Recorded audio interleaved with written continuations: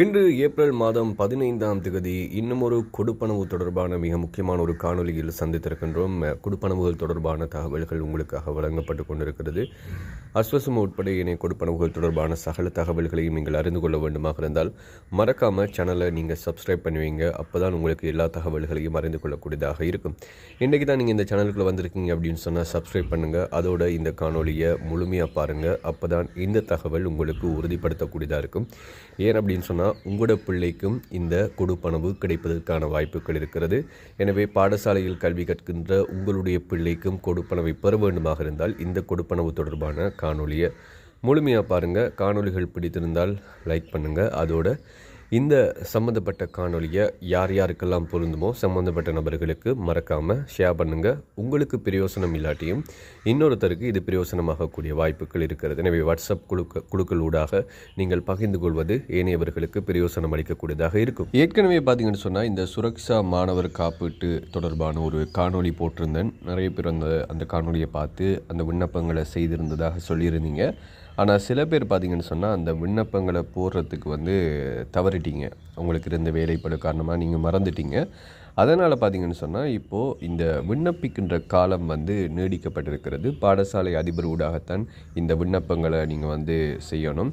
குறிப்பாக 2024 7ஆம் மாதம் 1ஆம் தேதி தொடக்கம் 2025 2ஆம் மாதம் 10ஆம் தேதி வரையான காலப்பகுதியினுள் இந்த சுரக்ஷா மாணவர் காப்பீட்டின் கீழ் இழப்பீட்டை பெற விண்ணப்பிப்பதற்கு பல்வேறு காரணங்கள் மற்றும் தெளிவின்மை காரணமாக விண்ணப்பிக்க தவறியவர்களுக்கு பாடசாலை அதிபர்கள் ஊடாக 2025 5ஆம் மாதம் மே மாதம் 10ஆம் தேதி வரை விண்ணப்பங்களை சமர்ப்பிக்க முடியும் அப்படின்னு சொல்லியிருக்காங்க.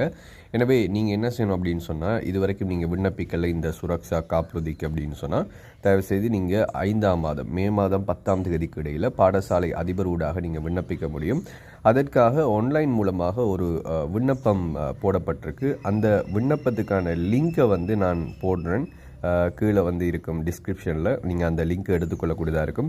அந்த லிங்க்குக்கு போயிட்டு அந்த விண்ணப்பத்தை நீங்கள் டவுன்லோட் பண்ணி அதை ஃபில் பண்ணிவிட்டு அதை நிரப்பிட்டு பாடசாலை அதிபர் ஊடாக போயிட்டு நீங்கள் என்ன செய்யலாம், அங்கே அந்த ஃபார்மில் நிறைய அந்த விண்ணப்பத்தில் நிறைய கேள்விகள் கேட்கப்பட்டிருக்கு. அந்த கேள்விகளுக்கு நீங்கள் விடையளித்து அதே நேரம் அதிபர் இதை உறுதிப்படுத்தி அதன் மூலமாக விண்ணப்பிப்பதன் மூலமாக உங்களுக்கும் சுரக்ஷா காப்புறுதியை பெற்றுக்கொள்ளக்கூடியதாக இருக்கும். உங்களோட பிள்ளைகளுக்கு 3 வருடங்களுக்குரியதாக இந்த காப்புறுதி இருக்கும் அப்படின்னு சொல்லியிருக்கிறாங்க.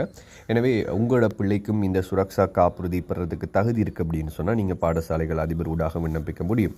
சரி, இந்த சுரக்ஷா காப்புறுதி எங்களோட பிள்ளைக்கு தேவையில்லை, நாங்கள் எடுக்கிறதுக்கு தகுதி இல்லாதவங்க, எங்களுக்கு எல்லா வசதிகளும் இருக்குது அப்படின்னு சொன்னால் இந்த சுரக்ஷா காப்புறுதி எடுக்கக்கூடிய குடும்பங்கள் இருக்கும். அந்த பிள்ளைகளினுடைய பெற்றோர்களுக்கு இந்த செய்தியை ஷேர் பண்ணுங்கள். உங்களுக்கு பிரயோசனம் இல்லாட்டியும் யாரோ ஒருவருக்கு இது பிரயோசனமாகக்கூடிய வாய்ப்பு இருக்குது. எனவே இந்த சுரக்ஷா காப்புறுதிக்கு விண்ணப்பிக்க தகுதியுடையவர்களுக்கு இதை ஷேர் பண்ணிக்கொள்ளுங்கள்.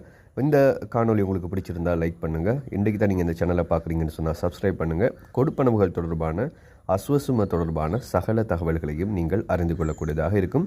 இன்னும் ஒரு காணொலியில் சந்திக்கலாம்.